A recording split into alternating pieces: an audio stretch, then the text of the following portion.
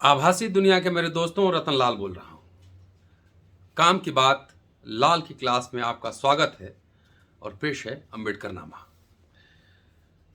चातुर वर्ण व्यवस्था के कारण भारत की अवनति और पतन हुआ।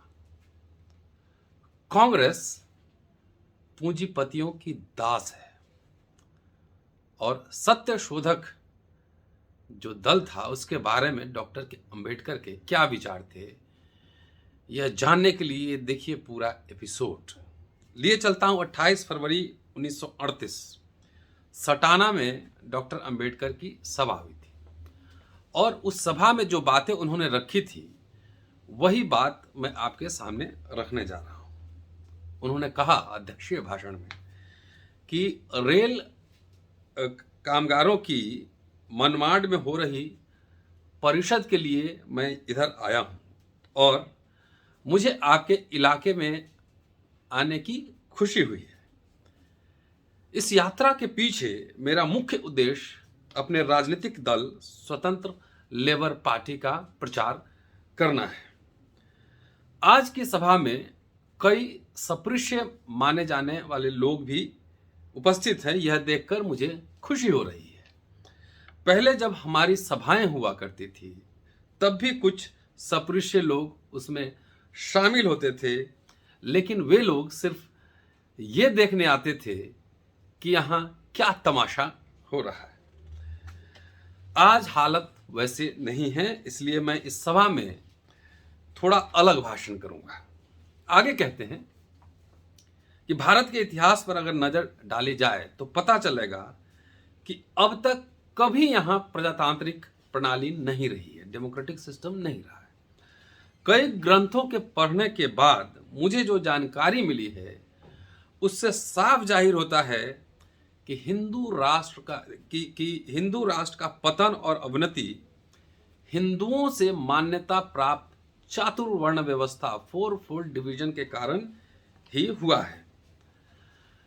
चातुर्वर्ण व्यवस्था को अस्तित्व में आए कई शतक बीत चुके हैं, लेकिन उसकी जड़ें हिंदू संस्कृति में गहरे धसी हुई हैं और उसके बुरे परिणाम भारत को भुगतने पड़े हैं।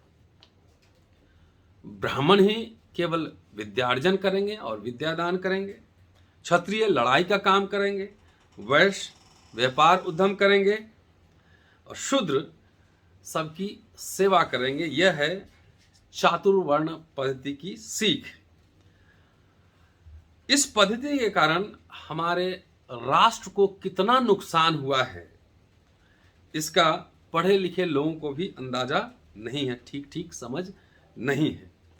इस देश के बहुसंख्या वाले वर्ग को सीधे सीधे हाशिए पर डाल दिया गया। बहुसंख्यकों का वर्ग बेकार साबित हुआ।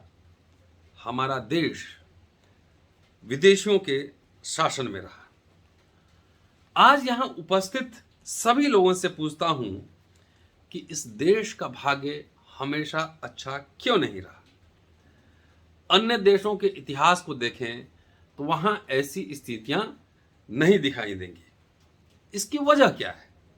कहते हैं कि इस बारे में अगर बारीकी से सोचे तो पता चलेगा कि हिंदुओं के धर्म गुरुओं ने यानी ब्राह्मणों ने भारत पर जो चातुर्वर्ण पद्धति लादी थी उसके कारण यह अनर्थ हुआ है। आगे एक उदाहरण देते हुए कहते हैं कि एक बात आप सहजता से मानेंगे कि अगर किसी गांव पर पठान हमला करे और गांव के सब लोग मिलकर उसका सामना करें, उसे खदेड़ें, तो उसे आसानी से भगाया जा सकता है।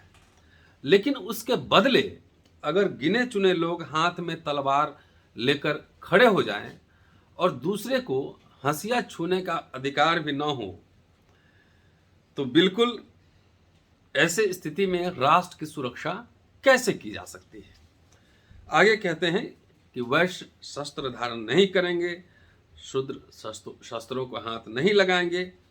ऐसी सीख के कारण भारत की अवनति और ह्रास हुआ है। जिसके बाहु में बल हो उसे शस्त्र धारण करने की इजाजत होती तो इसका विपरीत असर होता। धर्म गुरु बने इतराने वाले भटो ब्राह्मणों ने भले ही अपने भले के लिए, फायदे के लिए यह जुगत बनाई हो, आखिर वे राष्ट्र के लिए घातक सिद्ध हुई हैं, इसमें कोई शक नहीं है। अस्पृश्य माने जाने वाले वर्ग पे आज तक जो अपार जुल्म और बदसलूकियां हुई हैं, उसकी जड़ें इसी में है। चातुर्वर्ण की सीख के कारण बहुजन समाज को शस्त्र और विद्या की बूटियां नहीं दी गई। इस कारण इस देश का क्या हाल हुआ। इस प्रांत में किसी समय क्षत्रियों का राज था, क्षत्रियों के बाद पेशवा का उदय हुआ और पेशवा के बाद अंग्रेजों का शासन शुरू हुआ। किसी समय राज करने वाले क्षत्रिय आज कहाँ हैं? जिन क्षत्रियों को राज चलाना चाहिए था, उन्हें आप सिर पर लाल पगड़ी बांधे, गले में पट्टी पहनकर चपरासियों का काम करते हुए देख सकेंगे। आगे कहते हैं कि लेकिन अब समय बदल रहा है। पहली बार हिंदुस्तान में प्रजातांत्रिक प्रणाली शुरू होने जा रही है। भारत को संपूर्ण स्वतंत्रता दिलाने का संघर्ष जारी है। यह संघर्ष कांग्रेस ने छेड़ा है। वह भले सीना ठोक कर अपने को बहुसंख्यक गरीब किसानों, मजदूरों की रखवाली और कल्याणकर्ता बताए, लेकिन प्रजा भूली नहीं है। कांग्रेस ने जिन 7 राज्यों में सत्ता ग्रहण की, उन प्रांतों का अगर निरीक्षण करें तो क्या पता चलेगा। मुंबई विधिमंडल में 11 में से 6 जगह ब्राह्मणों के लिए है। मद्रास और बिहार प्रांत के मंत्रिमंडलों में 50% ब्राह्मण हैं। यही बात कांग्रेस शासित अन्य प्रांतों में भी है। तो संक्षेप में अगर बताना हो तो बहुसंख्यक गरीब किसान और मजदूरों के नाम पर कांग्रेस ब्राह्मणों का भूत हमारी गर्दन पर लादना चाहती हो तो हम सबको समय रहते सावधान होना जरूरी है। आगे कहते हैं, यहाँ पे अब सत्यशोधक समाज का उदाहरण देते हैं। कहते हैं कि गैर ब्राह्मण सुशिक्षितों में से किसी ने कुछ समय तक सत्यशोधक नामक एक पंथ की स्थापना की, एक दल की स्थापना की। इस पंथ का कुछ नाम हो, इससे पहले कि उसके कार्यकर्ता हाथ धोकर कांग्रेस के पीछे पड़े हैं। लगता है वे अपने होश गवा बैठे। समूची राजनीति सत्ता अगर ब्राह्मणों के हाथ होने वाली हो तो ऐसी राजनीति को आग लगा देनी चाहिए। राजनीति की गाड़ी का नियंत्रण महात्मा गांधी अगर सेठों ब्राह्मणों के हाथ देने वाले हों तो ब्राह्मणों के पिशाच को फिर से जीवित करने वाले हों तो उन ब्राह्मणों का खात्मा हम सभी को करना होगा। यह केवल मेरा काम नहीं है, बहुसंख्यक किसानों, मजदूरों और मराठों का काम है। इन सभी को इकट्ठा कर अगर राजनीति चलाई जाए तो विधिमंडल में 11 से 11 जगहों पर काबिज हो सकते हैं। लेकिन उनकी हालत उन कुत्तों जैसी हुई है जो भरपूर भोजन के बाद कूड़ेदान में फेंके गए पत्तल चाटने में खुश रहते हैं। जो थोड़ा बहुत कुछ उनके हिस्से आता है उसी में वे खुश लगते हैं। मैं ऐसा नहीं होने देना चाहता। राजनीति में समानता पैदा होनी चाहिए। इतना ही नहीं, कोई लायक भी हो तो उसे मुख्यमंत्री बनना चाहिए। समाज में ऊंच नीच का भेद व्याप्त है, उसे कम होना चाहिए और यह सब कांग्रेस से होना संभव नहीं, इसलिए मैं कांग्रेस में शामिल नहीं होता। आगे यहाँ गांधी का उदाहरण देते हैं। कहते हैं कई बार बताया जाता है कि महात्मा गांधी का सामना होते ही विरोधी अपना विरोध भूल जाते हैं, उन्हें डर लगता है, ऐसा कहा जाता है। लेकिन मेरा अनुभव इसके ठीक विपरीत है। मैं 10 बार महात्मा गांधी से मिला हूं, लेकिन जैसा कहा जाता है उस तरह की कोई बाधा मुझे नहीं हुई। आगे कहते हैं राजनीति पर फोकस करते हुए, कि गरीब किसान और मजदूर वर्ग के हितों की रक्षा के लिए हमने स्वतंत्र labour party, independent labour party बनाई है। इस दल के बारे में बहुत विस्तार से बताने के बजाय मैं संक्षेप में ही बताता हूं। कई लोग मुझसे पूछते हैं कि राजनीतिक लड़ाई लड़ने के लिए जब कांग्रेस है तो दूसरा दल बनाने की क्या जरूरत है।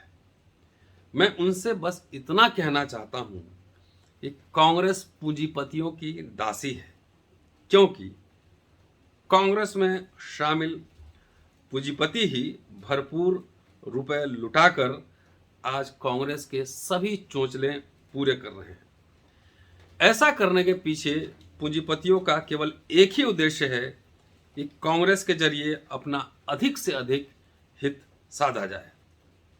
वैसे कांग्रेस वाले ऊपरी तौर पर कहते हैं कि हम गरीब किसानों के लिए, मजदूरों के लिए स्वराज की लड़ाई लड़ रहे हैं, लेकिन ऐसा कहना उनका दो मुंहापन है, क्योंकि अमीर पूंजीपति और गरीब किसान मजदूरों के हित संबंध परस्पर विरोधी हैं। जैसे बिल्ली, चूहा, सांप, नेवला, भेड़, भेड़िया, तब सबका उदाहरण देते हुए कहते हैं कि अगर ये सब साथ नहीं रह सकते, उसी तरीके से पूंजीपति और गरीब किसानों का भी उसी तरह का संबंध है। जिस प्रकार नेवले को कभी सांप को चाटता हुआ, चूहे को बिल्ली का दूध पीते हुए या भेड़ को भेड़िए के गोद में सिर टिकाकर सोया हुआ देखने को नहीं मिलता, उसी प्रकार अमीर पूंजीपतियों की मोहब्बत से गरीब किसान और मजदूरों का हित होगा, इस बात पर भरोसा कर धोखा न खाया जाए। यह सब गांधी की माया है और इसलिए किसान और मजदूरों को पूंजीपतियों की संस्था कांग्रेस से सावधान रहना चाहिए। मैं बस इतना ही कहना चाहता हूं, क्योंकि गरीब और किसानों को और मजदूरों को लूटकर जो मारवाड़ी अमीर बनता है, वह सालाना 4 आने चंदा देकर कांग्रेस का सदस्य बनने के बाद अपना स्वभाव बदल लेगा, यह संभव दिखाई नहीं देता। यह हास्यास्पद है। आगे कहते हैं कि आज हरिपुरा में कांग्रेस का 51वां अधिवेशन होने जा रहा है। कहते हैं कि इस कार्यक्रम के लिए कुछ 1 लाख रुपए खर्च होंगे, लेकिन ये खर्च होने वाला सारा पैसा कहां से आया? यह सारा पैसा अमीर सेठों ने दिया है। इस बारे में अपने अनुभव की एक बात बताता हूं। कोंकण का बड़ा दिलचस्प उदाहरण देते हैं कि हमारे कोंकण में अमीर मुसलमान लोग गरीब लोगों की शादियां इस शर्त पर करवाते थे कि 10 सालों तक वे उनके यहाँ काम करेंगे, और ऐसी शादियां 1-2 नहीं बल्कि सामूहिक तौर पर कराई जाती थी। तो 10 साल काम करने के बाद 1 साल प्यार पूर्वक वहां काम करना पड़ता था। तो इसी प्रकार उदाहरण देते हुए कहते हैं कि इसी प्रकार कांग्रेस अधिवेशन की लाखों रुपए की जरूरत और अमीरों से लिए जाने वाले कर्ज की खातिर पता नहीं कितने सालों तक भारत को अमीरों की गुलामी करनी पड़ेगी।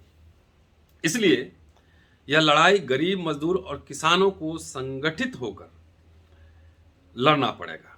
आज भले मैं स्वतंत्र पार्टी का अध्यक्ष हूं, लेकिन मुझे इस पद की लालसा नहीं है। कोई और अध्यक्ष बनकर इस जिम्मेदारी को लेने के लिए तैयार होगा तो मुझे बड़ी खुशी होगी। राजनीति से मेरा क्या फायदा? राजनीति से दूर रहता तो आज लाखों रुपयों का मुनाफा होता। सो अस्पृश्य वर्ग बिदक कर अगर स्वतंत्र लेबर पार्टी से दूर रहने लगे तो उनकी मर्जी है, लेकिन हम में से हर बालिग महिला और पुरुष को सालाना 4 आने चंदा देकर लेबर पार्टी का सदस्य बनना चाहिए और स्वतंत्र पार्टी को शक्तिशाली बनाना चाहिए। इसी विनती के साथ मैं विदा लेता हूँ। शुक्रिया साथियों। Keep watching and sharing Ambedkarnama. ज़्यादा से ज़्यादा आप इसको पहुंचाएं और इसका रेफरेंस बता देता हूं। ये वॉल्यूम 39 में चैप्टर नंबर 117 चातुर्वर्ण के कारण हिंदुस्तान की अवनति और पतन हुआ है। पेज नंबर 76 से लेकर 80 तक आप जाएंगे तो ये उनका भाषण वहां पर मिलेगा। पढ़ना मेरा काम है, बोलना मेरा काम है, ज़्यादा से ज़्यादा शेयर करना, घर घर तक पहुंचाना ये आपका काम है। शुक्रिया साथियों, फिर अगले एपिसोड में मुलाकात होगी। जय भीम, बाय।